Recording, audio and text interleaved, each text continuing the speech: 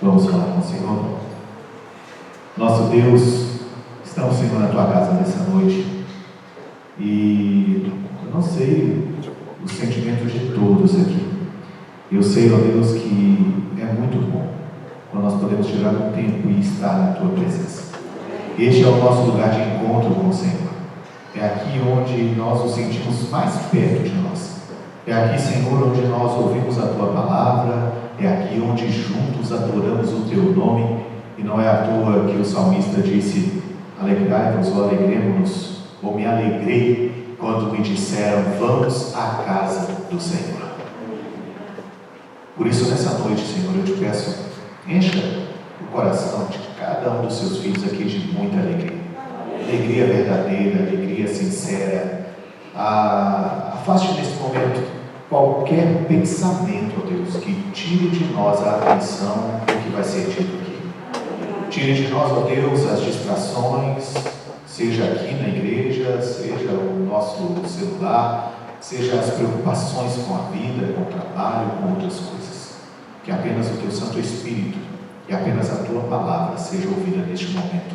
Em nome de Jesus eu te peço. Amém. Amém. Podemos aceitar.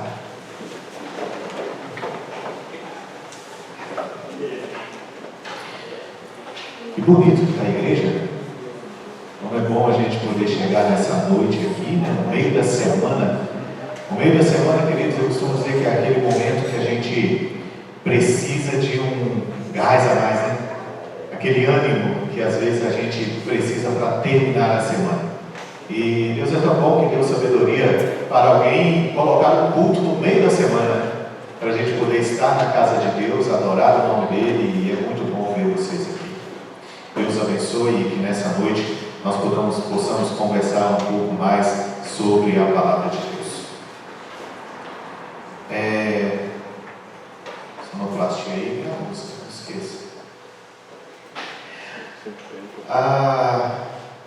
Durante essa semana, eu tenho procurado, irmãos, olhar para a palavra de Deus de uma maneira até um pouco diferente. Não essa semana, desde a semana passada, quando eu comecei a pregar ali na igreja da Restinga, né?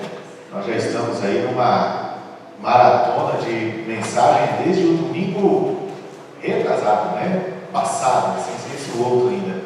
Então já foram 7 dias lá. Aqui já vamos para o nosso 4º dia aqui, então já são 11 dias hoje.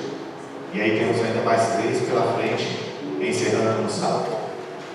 No sábado, queridos, vocês não podem faltar. Sábado vamos ter uma linda festa aqui, né, irmão?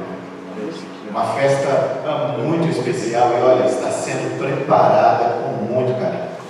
Eu não sei se já aconteceu algo parecido, mas vai ser um dia em que, desde o momento que você chegar à casa de Deus até o momento que você sair, nós estamos preparando tudo para que seja um dia muito especial. Teremos aqui batismos no plural, isso mesmo, no plural. E será um dia muito especial. Então não falte, tá? Faça todos os seus planos aí, se organize, não marque nada em lugar nenhum. É aqui o seu encontro com o Senhor, sabe? Tá bom? Então vamos lá. Hoje eu queria falar com vocês, irmãos, sobre um assunto que eu confesso para vocês que é uma das maiores angústias de qualquer pessoa no mundo. Eu não sei o que te angustia na vida, mas algumas coisas que me angustiam como ser humano é olhar para algumas coisas que nós temos na nossa vida e a gente olhar para tudo aquilo e se sentir limitado, sabe? Bater num muro e dali a gente parece que não consegue ir adiante. É incrível, porque provavelmente muitos de nós já passamos por isso. De ir até um certo ponto na nossa vida e chega ali e parece que nada funciona. Parece que dali para frente as coisas se travam. E eu acho interessante porque na maioria das vezes na nossa mente, na nossa cabeça, nós imaginamos que alguém tem que resolver o problema. E aí, como seres humanos que somos, nós queremos que o governo resolva, não é? Nossa, o problema está lá, o governo tem que fazer alguma coisa. É a frase que às vezes a gente ouve. Ou então nós olhamos para a nossa volta, para alguém de casa, né? E, nossa, meu marido tem que resolver isso, minha esposa tem que resolver aquilo, ou quem sabe, a igreja tem que dar um jeito nisso, o pastor não está vendo. Já ouviram essas frases por aí? E às vezes na nossa vida, isso são o que eu chamo de muros, que às vezes são erguidos, às vezes por nós, e às vezes por outras circunstâncias da vida. Quando eu olho para a Bíblia, especialmente o livro de João, eu estou falando muito sobre o livro de João, porque, queridos, o livro de João para mim é um compêndio extraordinário para nós entendermos quem é Jesus. E essa semana eu tenho falado muito sobre isso. Começando lá no domingo, e a pergunta foi: quem é Jesus? Chegamos aí no meio, 1 ou 2 dias atrás, aí, os próprios discípulos perguntando: quem é este que até o vento e o mar me obedecem? A grande pergunta da humanidade é: quem é Jesus? E, em outras palavras, por que precisamos dele? E sabe que essa pergunta também é feita por cristãos, em todos os lugares, em todo o tempo, em todo o período da história humana. Quem é Jesus? Nessa noite eu queria muito que você parasse para pensar exatamente nisso, mas acima de tudo em como Jesus pode nos ajudar a transpor essas barreiras que muitas vezes são erguidas na nossa vida, na nossa história. E a história de hoje, queridos, ela está ali no livro de João, capítulo 11. João, capítulo 11. E nós temos aqui desde o verso 1. E aí nós pegamos todo o capítulo 11 aqui praticamente, e ele vai até lá o verso 46, e nós vemos aqui uma história muito interessante. É a história, queridos, da ressurreição de Lázaro. Ressurreição de Lázaro. O que tem a ressurreição de Lázaro? Poderíamos aqui, nessa noite, falar, por exemplo, da esperança da vida eterna para aqueles que já morreram. Seria uma mensagem extraordinária. Poderíamos falar aqui, queridos, quem sabe nessa noite, do milagre, vamos falar um pouquinho da ressurreição em si de Lázaro.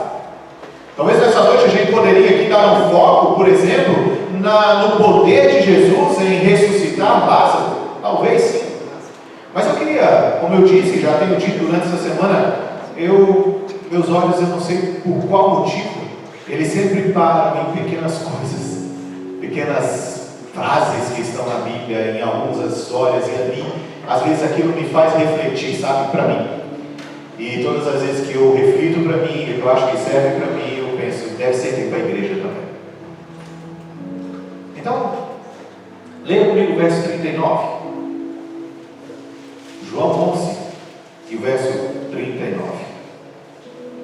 Então, ordenou Jesus: tirai a pedra.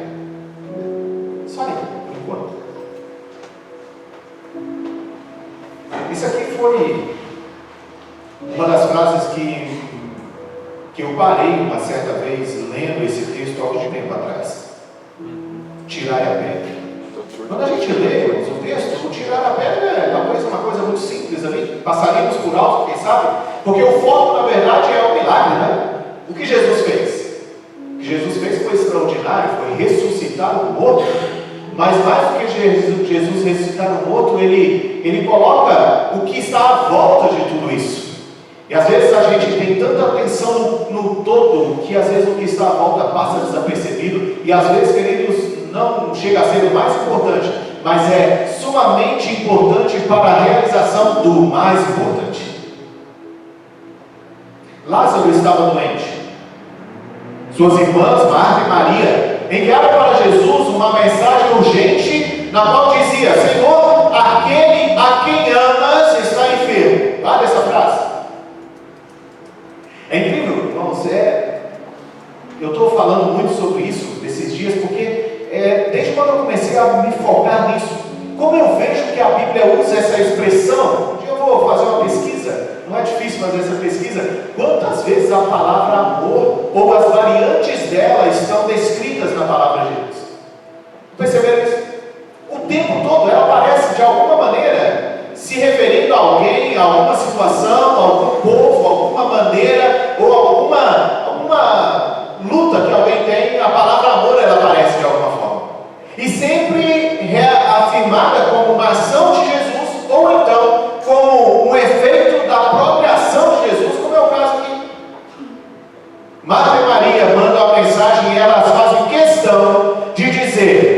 está enfermo, Senhor, aquele a quem amas está doente.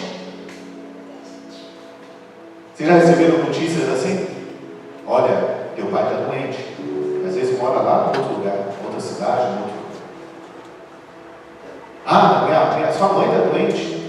E sabe, receber notícias desse tipo de quem nós amamos é talvez uma das coisas mais terríveis, principalmente quando você não pode estar perto. E agora Jesus recebe a notícia, aquele a quem amas. Sabe por que Marta e Maria disseram isso? Muito provavelmente porque Jesus demonstrava um amor especial por Lázaro. Se você observar a vida de Lázaro, Marta e Maria, você vai perceber que Jesus, ele tinha um lugar de refúgio. E o lugar de refúgio de Jesus, olha isso aqui, guarda isso. Até Jesus, aqui na terra, tinha um lugar de refúgio. Até Jesus. E às vezes na nossa história, irmãos, nós achamos que somos autossuficientes para resolver tantas e tantas coisas e não somos. É por isso que a gente precisa de refúgio. E o próprio Jesus tinha um lugar. E esse lugar era Betânia, a casa de Marta, de Maria e de Lázaro. E se você perceber, eu fico imaginando que Lázaro, especialmente ali, Maria, Marta, era aquele trio em que Jesus chegava ali e com eles ali, por exemplo, Jesus não tinha filtro. Não que Jesus tivesse filtro, né? Mas talvez com eles ali, Jesus dava gargalhada, Jesus brincava, Jesus fazia uma série de coisas, porque ali Jesus poderia ser ele mesmo, sem julgamento, sem nada, porque não é assim. Confesso para vocês que eu, como pastor, a minha casa, dos meus pais, é esse lugar. A casa da minha sogra é esse lugar.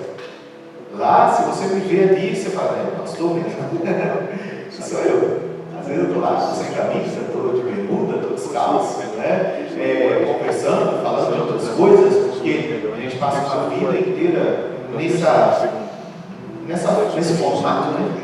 E quando as pessoas olham para nós e nos veem fora disso aqui, alguns se escandalizam, né? Nossa!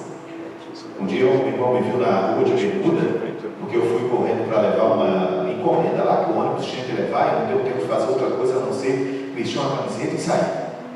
Quando ele olhou para mim de longe, ele já veio de longe, olhou assim e falou: lá em Minas, né? Uai, pastor, o senhor está indo para a praia? É claro que foi uma crítica. Afinal de contas, não tinha praia, não tinha nada lá. Mas foi uma crítica. E ao mesmo tempo ele se assustou, porque a mentalidade da maioria das pessoas, isso aqui é a roupa do pastor, 24 horas por dia. Não é assim. E Jesus, queridos, na verdade, ele tinha a casa de Marta, Maria e Lázaro como esse lugar, como seu refúgio. Jesus, queridos, a Bíblia diz que depois da mensagem de Marta e Maria, Jesus não veio imediatamente. Ele permaneceu depois que ouviu esse momento, ainda 2 dias lá onde ele estava. E veja que era alguém que ele amava. E eu fico imaginando, irmãos, que a mensagem, quando a gente fala que mensagem para que alguém está doente, a gente nunca manda mensagem para alguém doente está com gripe. A mensagem, quando vai para dizer que alguém está doente, é porque é algo sério, é algo que requer a atenção daquele que foi chamado. E aqui então, a palavra de Deus nos diz que Jesus ainda ficou 2 dias lá. E quando Jesus finalmente chega a Betânia, Lázaro estava o quê? Morto. Quantos dias? 4 dias. O clima, quando Jesus chega a Betânia, irmãos, era um clima de dor, clima de lamento, clima de tristeza. Muitas pessoas daquela cidade, muitos judeus, estavam ali na casa de Marta e Maria consolando elas. E quando Jesus se aproxima do túmulo, Jesus dá uma ordem surpreendente. Qual foi a ordem? Tirar ela. Quando eu olho para esse aqui, irmãos, eu fico imaginando, como assim, Senhor? Mas vamos um pouquinho à frente. A reação de Marta, irmãos, aqui no finalzinho do verso 39, eu ia até